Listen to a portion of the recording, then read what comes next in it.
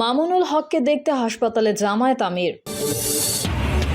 ইলিয়াস আলীকে কারা হত্যা করেছে জানালেন সাবেক সেনা কর্মকর্তা। জানাবো যে কারণে সামনের নির্বাচনকে কঠিন বললেন তারেক রহমান। জানাবো নবীগঞ্জে দুই পক্ষের সংঘর্ষ, নারী সহ আহত অর্ধশত। এবং সর্বশেষ জানাবো একটি ইস্যু নিয়ে বাংলাদেশ ভারতের সম্পর্ক মূল্যায়ন নয়, প্রণয় ভার্মা। এতক্ষণ শুনছিলেন সংবাদ শিরোনাম, এবারে বিস্তারিত।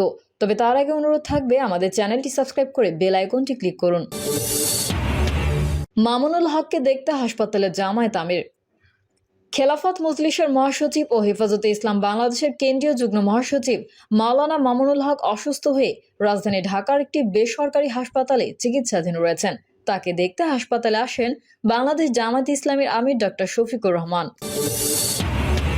ইলিয়াস আলীকে কারা হত্যা করেছে জানালেন সাবেক সেনা কর্মকর্তা। বিএনপির সাবেক সাংগঠনিক সম্পাদক এম ইলিয়াস আলী 2012 সালের 17 এপ্রিল ঢাকার বনানীর বাসায় ফেরার পথে গাড়ি চালক আনসার আলী সহ নিখোঁজ হন। এরপর থেকেই তাকে ফেরত পাওয়ার দাবিতে দেশজুড়ে বিভিন্ন কর্মসূচি পালন করে আসছে বিএনপি ও এর অঙ্গ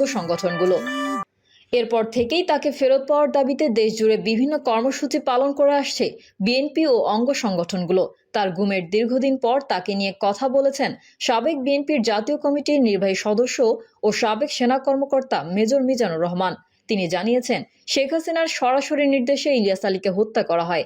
এক একান্ত সাক্ষাৎকারে তিনি এই কথা বলেন।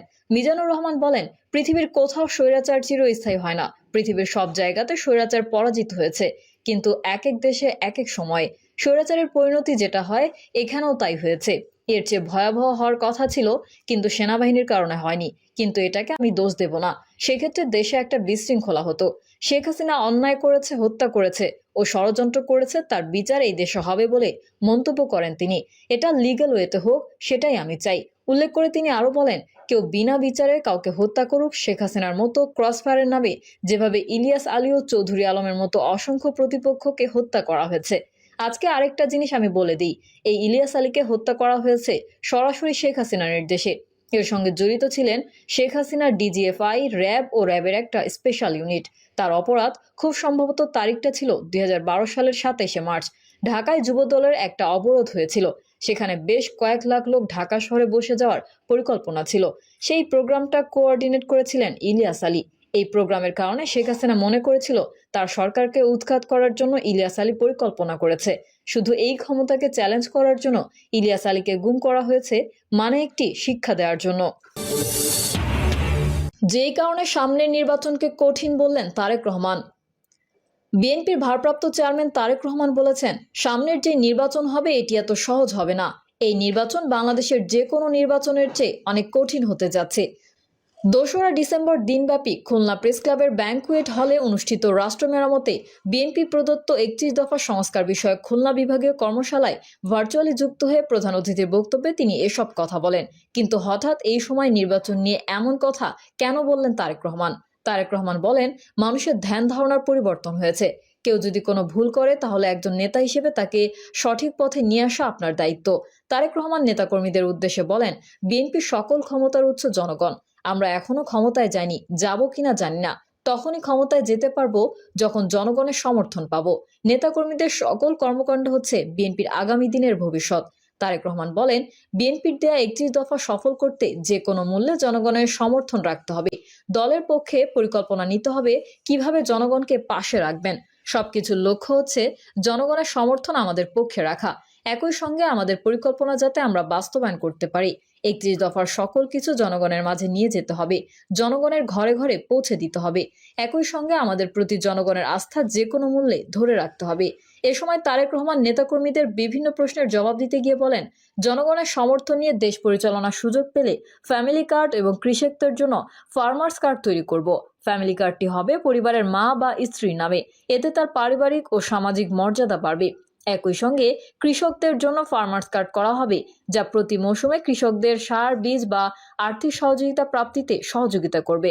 তিনি বলেন, রাষ্ট্রের সম্পদ দেশের প্রান্তিক মানুষের জন্য, বিশেষ কোনো ব্যক্তির জন্য নয়। দেশের সম্পদ কিভাবে কাজে লাগানো যায় সেই চেষ্টাই করবে বিএনপি। এ সময় বিএনপির বিভাগীয় এই কর্মশালায় খুলনা বিভাগের 11টি ইউনিটের নেতাকর্মীরা অংশগ্রহণ করেন।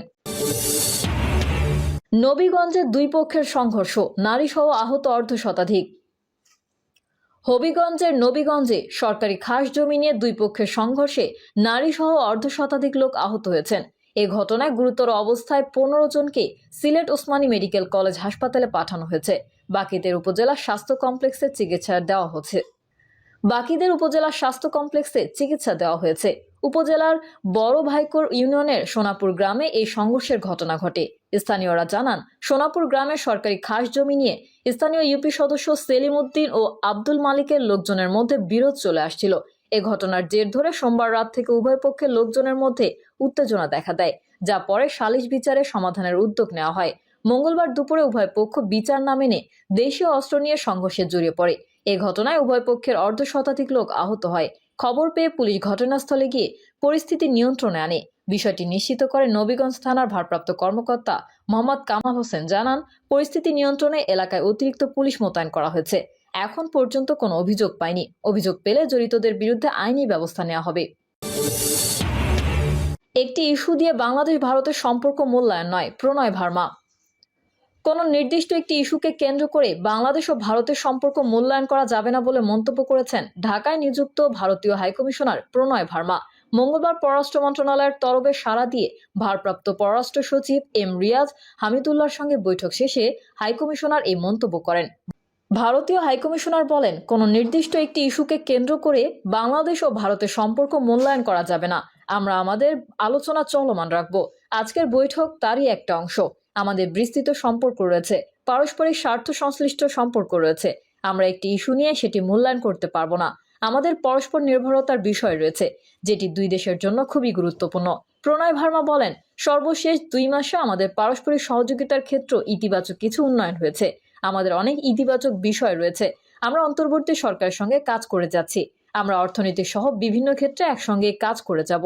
ভারতের আগরতলায় রাজধানী ত্রিপুরায় গতকাল দুপুরে বাংলাদেশের সহকারী হাইকমিশনে হামলার ঘটনা ঘটে। ভাঙচুর, ফ্ল্যাগ স্ট্যান্ড ভেঙে বাংলাদেশের মর্যাদার প্রতীক জাতীয় পতাকা খুলে নিয়ে পোড়ানো হয়। এ ঘটনায় ঢাকায় নিযুক্ত ভারতীয় হাইকমিশনার প্রণয় কুমার ভার্মাকে জরুরি ভিত্তিতে তলব করে ঢাকা। তলবে সাড়া দিয়ে আজ বিকেল 4টার কিছু আগে ভারতীয় কমিশনার প্রণয় ভার্মা পররাষ্ট্র মন্ত্রণালয়ে আসেন। এরপর ভারপ্রাপ্ত পররাষ্ট্র সচিবের সঙ্গে প্রায় আধা ঘন্টা বৈঠক করেন তিনি।